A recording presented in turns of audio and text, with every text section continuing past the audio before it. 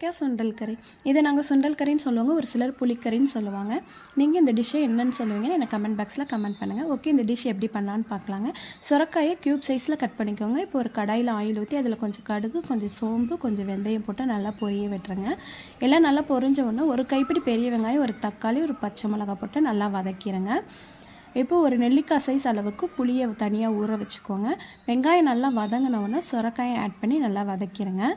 இப்போது கொஞ்சம் மஞ்சத்தூள், ஒரு ஸ்பூன் மிளகாத்தூள் ஆட் பண்ணியிருக்கேன். நீங்கள் காரத்துக்கு தகுந்த மாதிரி அட்ஜஸ்ட் பண்ணிக்கோங்க. அதையும் போட்டு நல்லா வதக்கி விட்டுட்டு நம்ம கரைச்சி வச்சுருந்த புளியை ஃபில்டர் பண்ணி ஊற்றி மூடி வச்சுருங்க. சுரைக்காய் நல்லா வெந்ததுக்கப்புறம் கொஞ்சம் காயத்தூள், ஒரு ஸ்பூன் மல்லித்தூள் ஆட் பண்ணி திருப்பி கிண்டி மூடி வச்சுருங்க.